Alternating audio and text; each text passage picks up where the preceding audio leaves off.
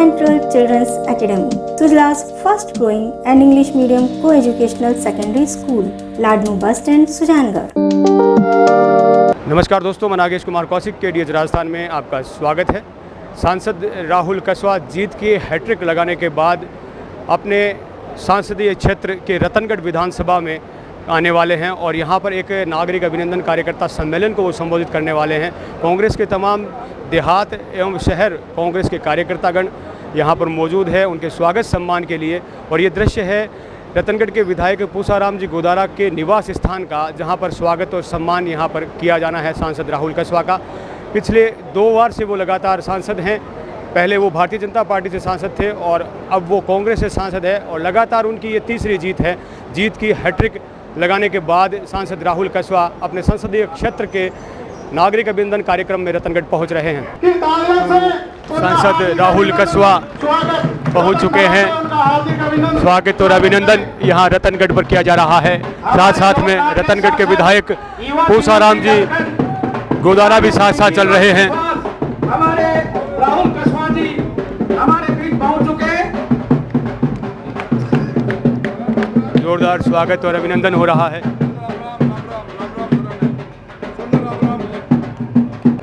स्वागत और अभिनंदन किया जा रहा है।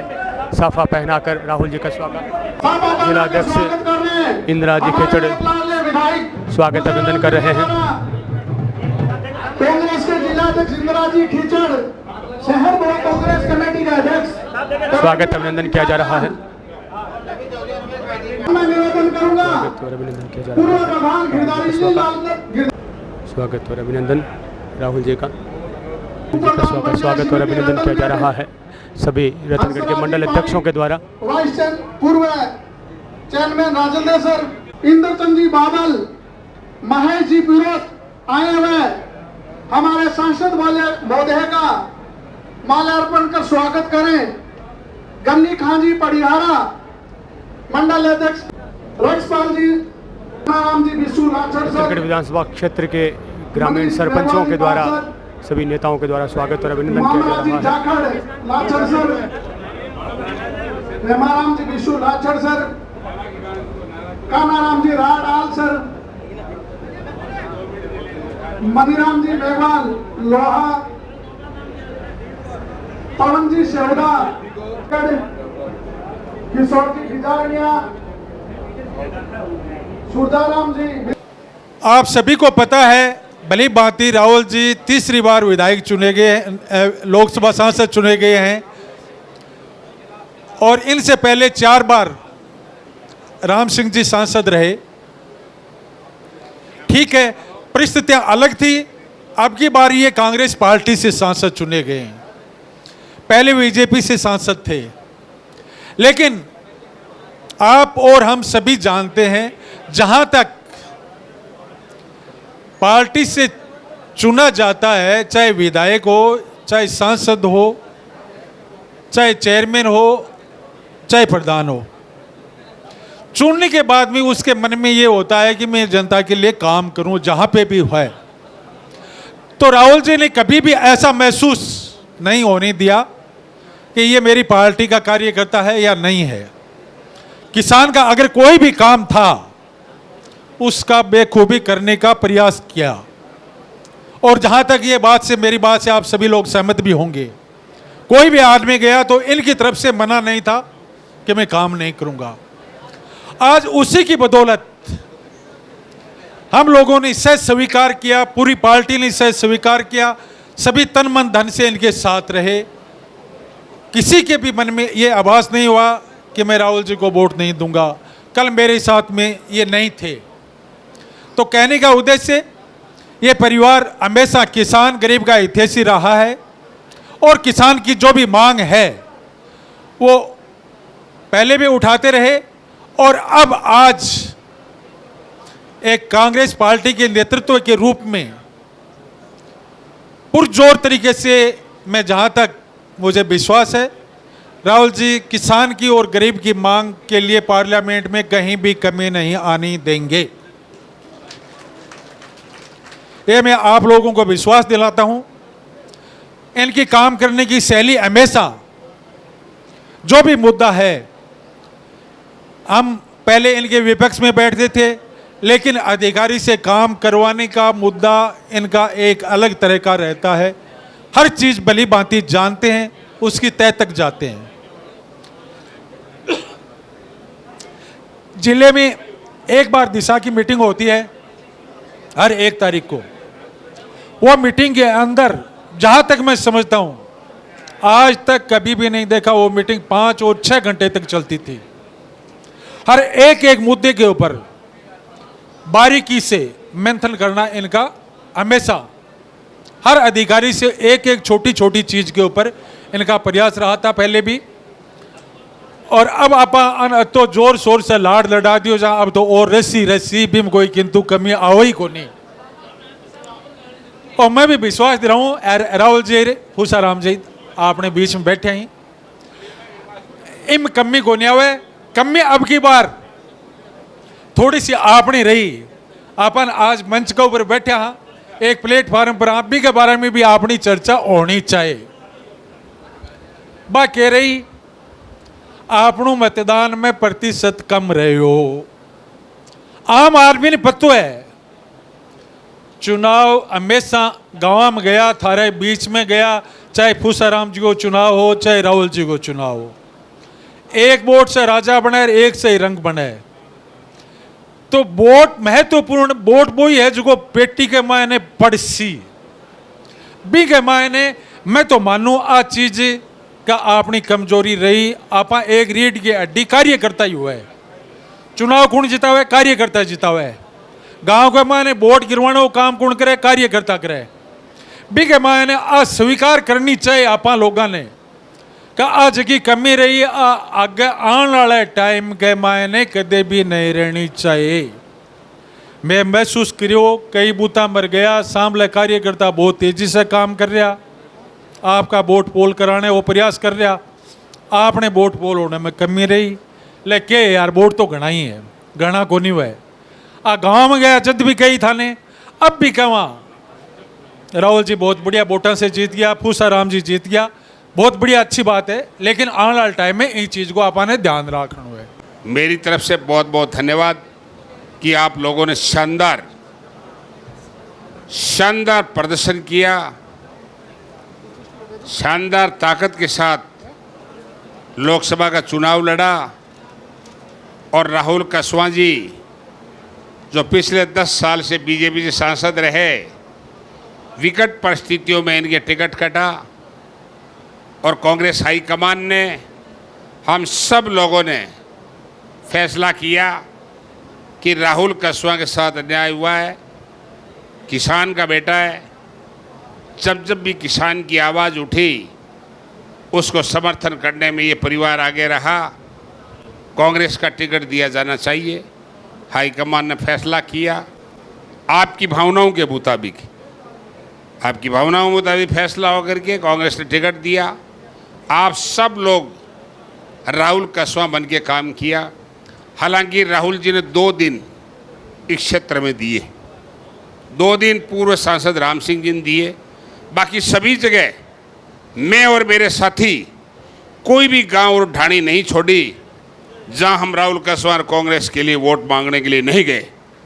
सब जगह गए, सब लोगों को अलर्ट किया, जो लोगों ने कहा वो संसाधन उपलब्ध कराए और पूरी ताकत के साथ हमने कैंपेनिंग की, जैसे हमने हमारे एमएलए चुनाव में की। उसमें हमने कोई कमी नहीं रखी।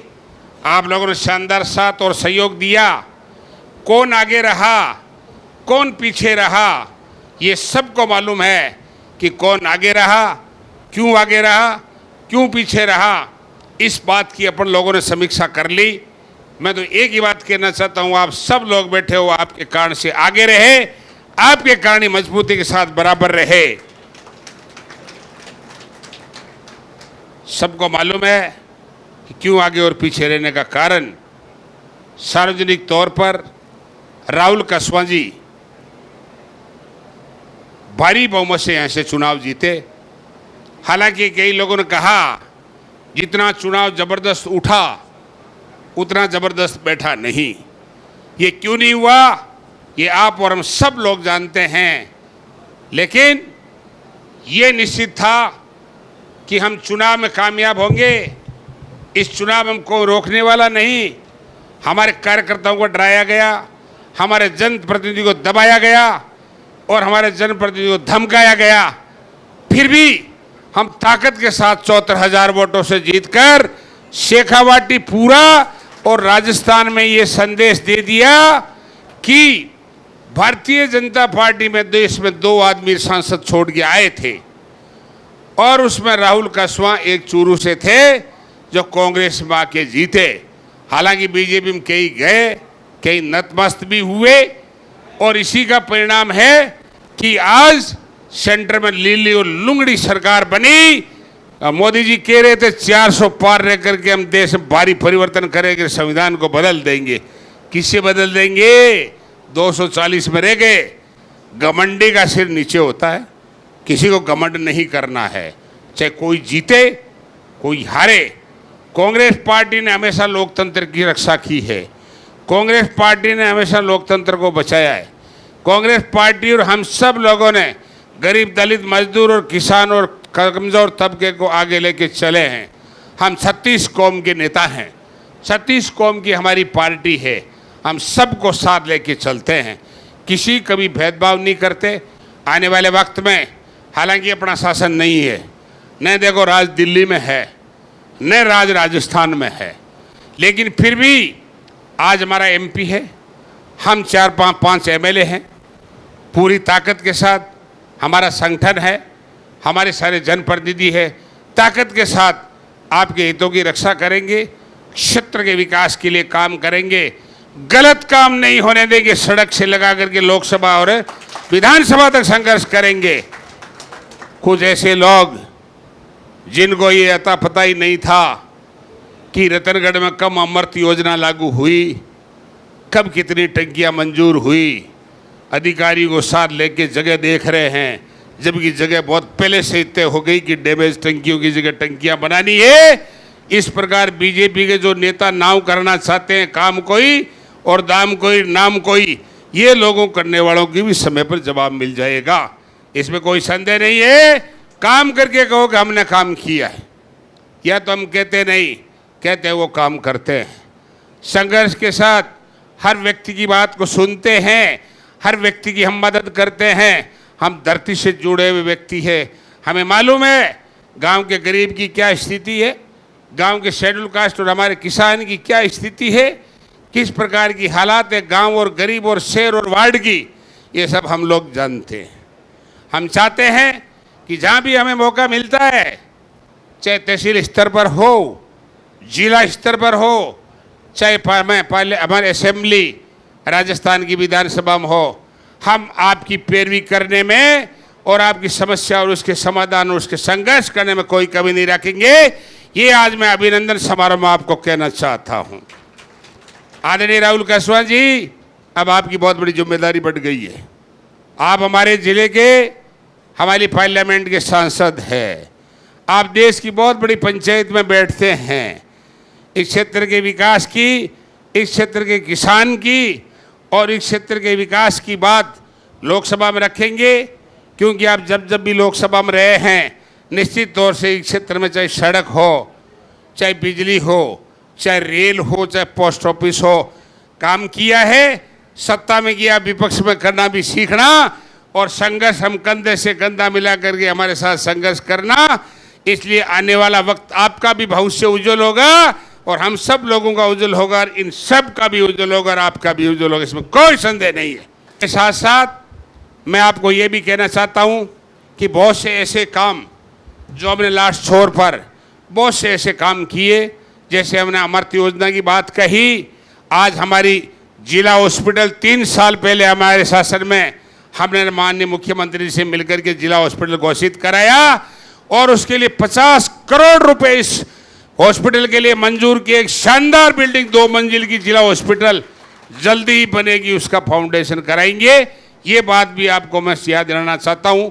बाकी यहाँ की जन समस्या है, आज प्रदेश की सरकार फेल है, पूरी तरीके से राजस्थान की बीजेपी की सरकार फेल है। पानी नहीं है, बिजली नहीं है, सड़कों की हालात खराब है, हॉस्पिटल में डॉक्टर नहीं है, स्कूलें तो खुलेगी तब पता चलेगा इस राज का।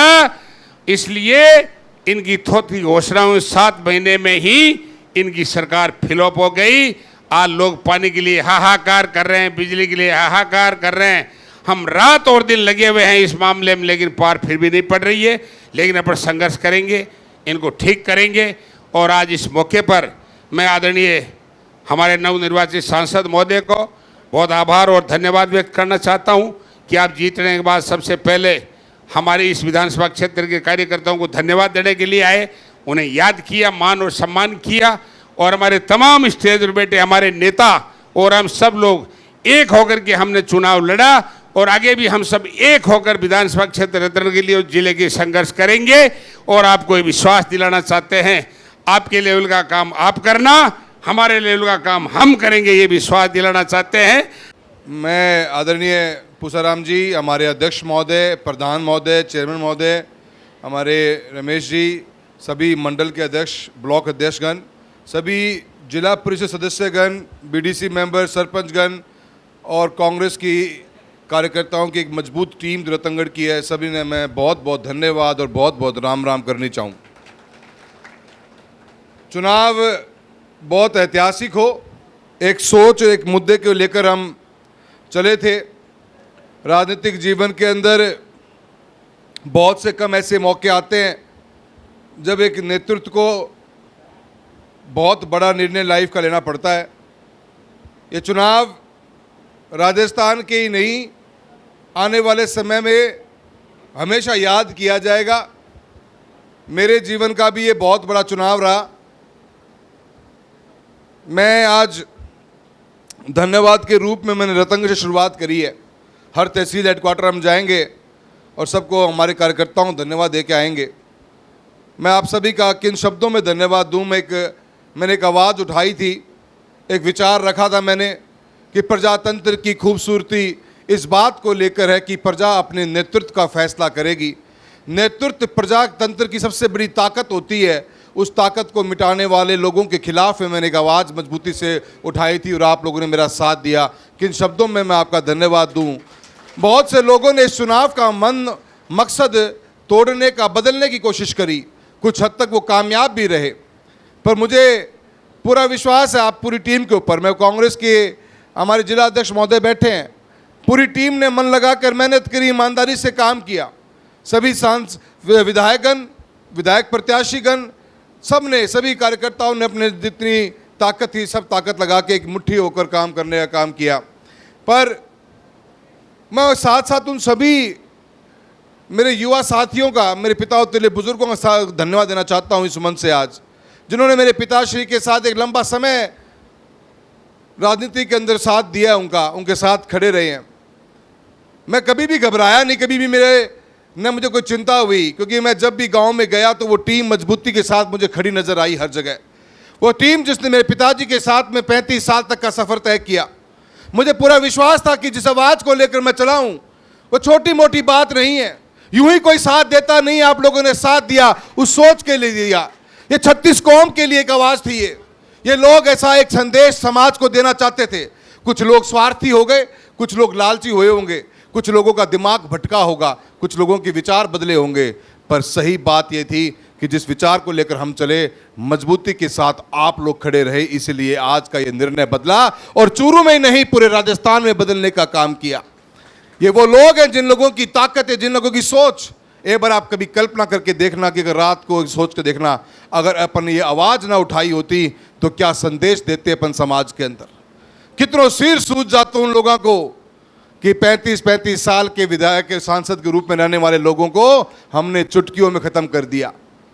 आज खत्म वो हो गए, जीत आपकी हुई है और ये जीत इस चूरू लोकसभा क्षेत्र के जनता की जीत है। मैं नुई कौन कही थी कि खाज हो रही है, वो खाज मिटाने को काम भी थे लोग करे है, बहुत जरूरी ही वाह। आप एक मजबूत संदेश दिए और आने वाली पीढ़ियां हो, ये समाज के लिए, इस प्रजातंत्र के लिए, 36 कौम के लिए, बार बार कहता हूं, ये 36 कौम की जीत हुई है। आने वाला नेतृत्व जब आगे बढ़ेगा वो आपके दबाव में, आपकी नज़रों के नीचे रहेगा, आपकी सेवा करेगा, आपके काम करेगा, तो ही उसको पद और जो सम्मान मिलेगा।